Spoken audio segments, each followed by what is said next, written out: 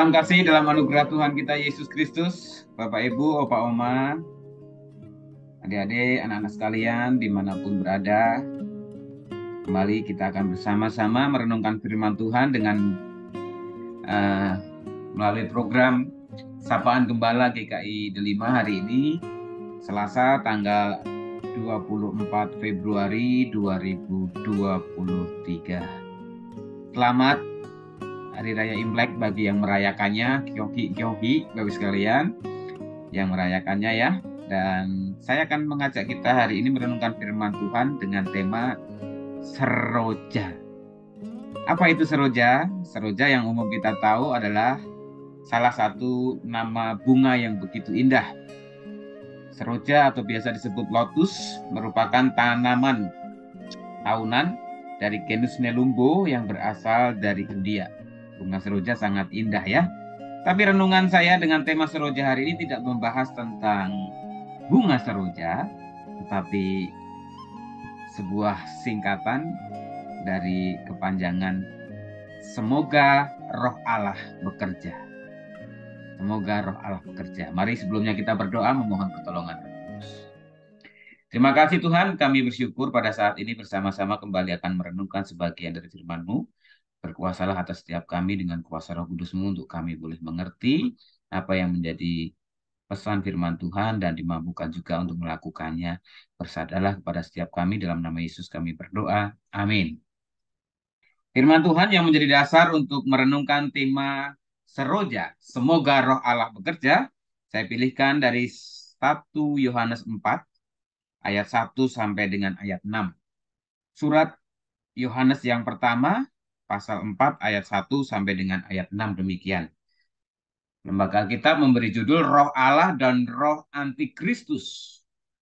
Saudara-saudaraku yang kekasih, janganlah percaya akan setiap roh, tetapi ujilah roh-roh itu apakah mereka berasal dari Allah. Sebab banyak nabi-nabi palsu yang telah muncul dan pergi ke seluruh dunia. Demikianlah kita mengenal roh Allah. Setiap roh yang mengaku bahwa Yesus Kristus telah datang sebagai manusia berasal dari Allah.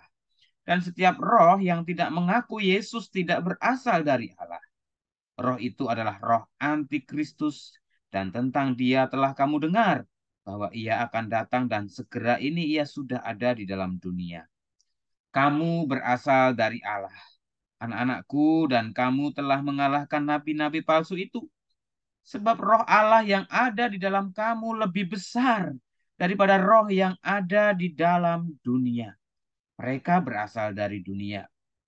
Sebab itu mereka berbicara tentang hal-hal duniawi dan dunia mendengarkan mereka. Kami berasal dari Allah.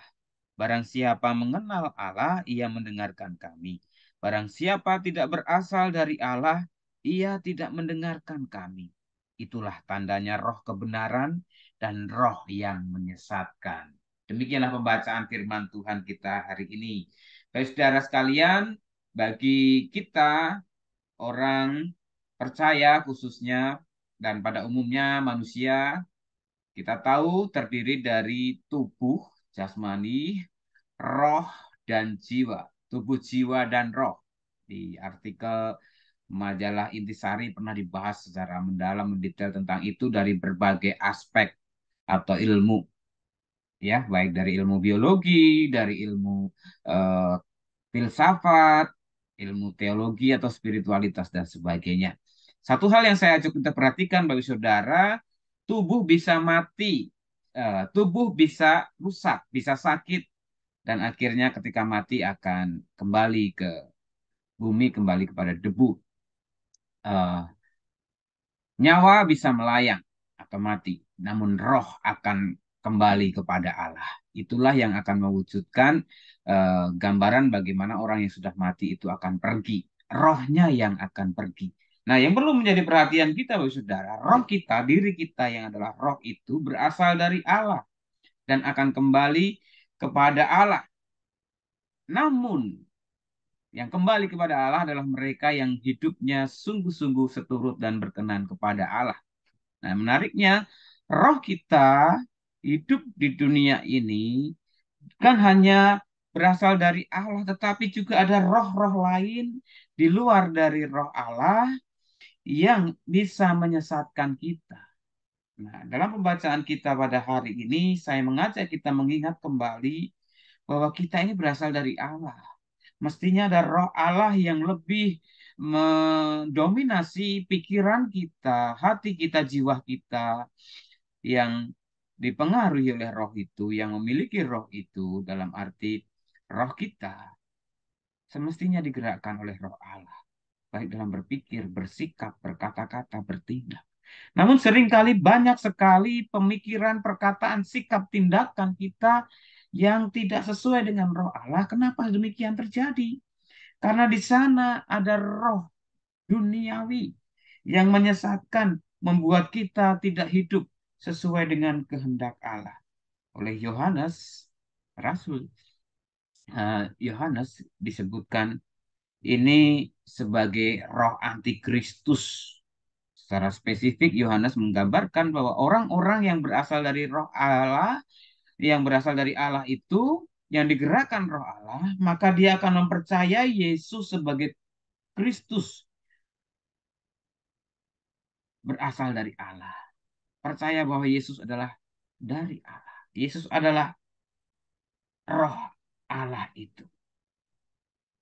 Tapi orang-orang yang digerakkan oleh roh antikristus, maka dia akan mengatakan tidak percaya bahwa Yesus itu berasal dari Allah atau Yesus itu adalah Allah itu sendiri. Nah, tapi kasih dalam Tuhan Yesus Kristus, orang yang digerakkan oleh eh, roh itu adalah roh keduniawian. Saya mengajak kita mengingat kembali Paulus di Galatia pasal 5 menjelaskan roh-roh keduniawian itu berbicara banyak hal tentang hal-hal yang bukan hanya bersifat materi, tetapi juga berbicara tentang pemikiran, sikap, tindakan, pandangan-pandangan yang memicu terjadinya hal-hal yang tidak baik dalam kehidupan di dunia ini.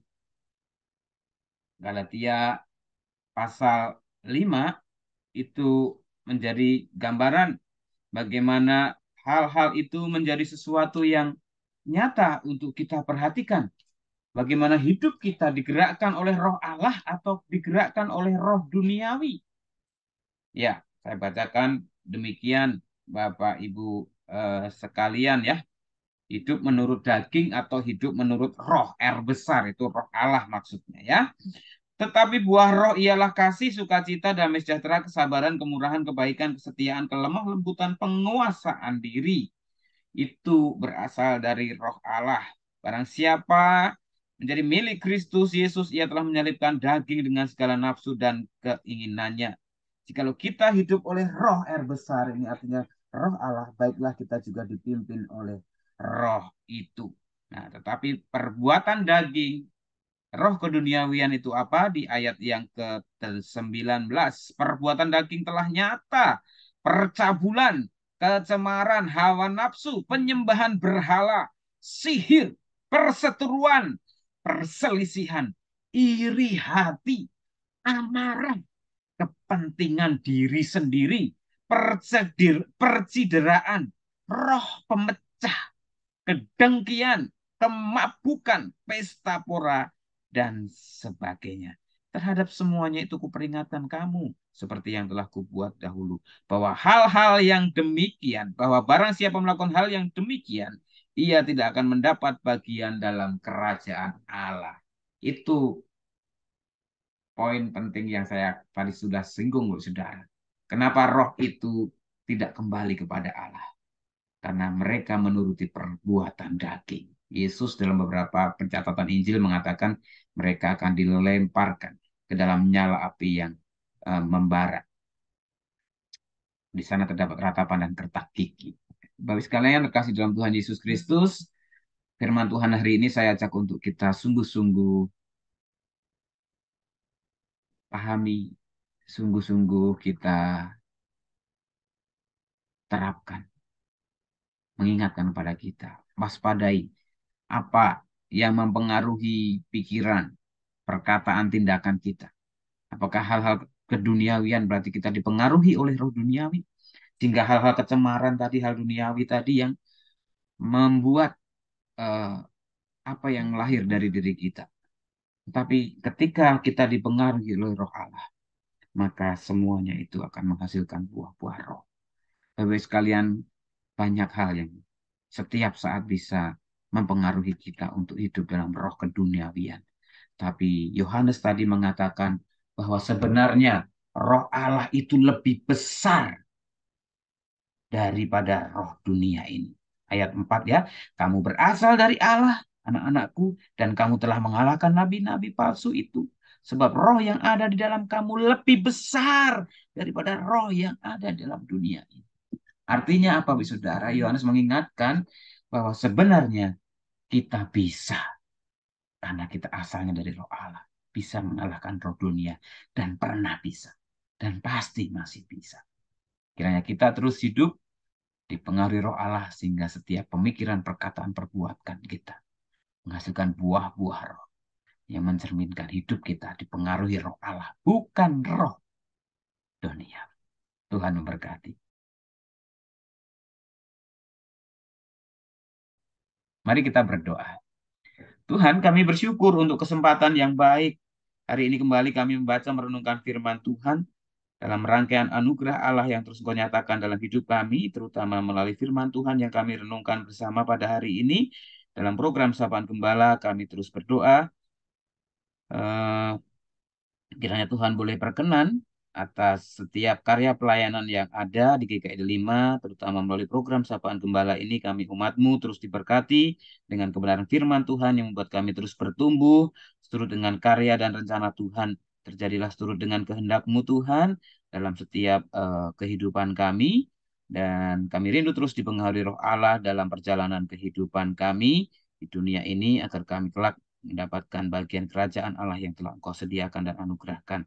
Kami mau bersatu hati berdoa untuk saudara-saudara kami Tuhan yang dalam kelemahan tubuh, Oma Sylvia Intan, Oma Budi, Bu Nani Pangestu, Oma Maria Bambang, Oma Theo, Oma Heni Cahya.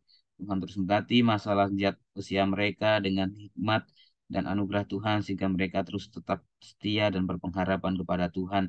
Mendoakan untuk Bapak Sutanto Harto, Ibu Tintin Yati, Bapak Maharkono, Ibu Nani Maharkono, Ibu Sumihar, Ibu Dia Wiryadi, Ibu Widya Wiryadi, Ibu Yohana, Ibu Lin Vincian, Ibu Nurmala, Ibu Silvi, Verina, Ibu Sumiati, Bapak Ridwan Kurnia, Bapak Lambertus Afaratu, Ibu Vijin, Pak Edi, suaminya, dan juga mungkin saudara-saudara kami yang belum bisa kami sebutkan satu persatu. Kiranya limpahan rahmat Tuhan terus senantiasa melimpah dalam kehidupan kami semua. Kami saat ini juga mau bersehati, berdoa untuk saudara-saudara kami yang berulang tahun pada tanggal 23 Januari, ada Saudari Leni Helena. Kemudian tanggal 24 Januari hari ini ada Deborah Hutapea, Mas Niari Hutapea, dan Saudara Darren Abner Suryadi. Tuhan menambahkan 1 tahun lagi usia mereka, membuat mereka terus bersuka cita, melimpahi dengan anugerah dan berkat Tuhan, membuat mereka terus percaya setia kepada Tuhan, mengasihi orang-orang di sekitar mereka, saudara, orang tua, keluarga, dan juga dimanapun mereka berada, mereka juga terus boleh menyatakan kasih Tuhan.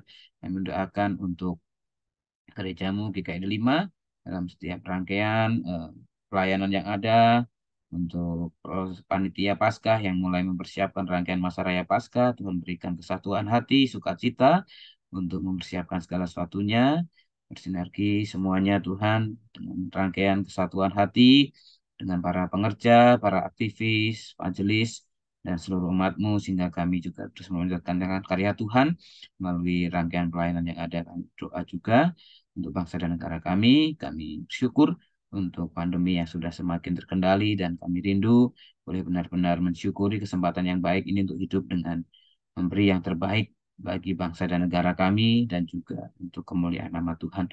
Kami serahkan hidup-kehidupan kami ke dalam tangan-Mu Tuhan, dan kami naikkan doa ini dengan doa yang telah Engkau ajarkan kepada kami. Bapa kami yang di surga, dikuduskanlah. Namamu, datanglah kerajaanmu, jadilah kehendakmu di bumi seperti di surga. Berikanlah kami pada hari ini makanan kami yang secukupnya, dan ampunilah kami akan kesalahan kami, seperti kami juga mengampuni orang yang bersalah kepada kami. Dan janganlah bawa kami ke dalam pencobaan, tapi lepaskan kami daripada yang jahat, karena Engkau yang punya kerajaan dan kuasa dan kemuliaan sampai selama-lamanya. Kini terimalah berkat Tuhan, kasih setia Allah Bapa, kasih karunia Tuhan Yesus Kristus, dan kuasa Roh Kudus akan senantiasa menuntunmu, memimpinmu dalam langkah kehidupanmu dari sekarang sampai selamanya. Amin.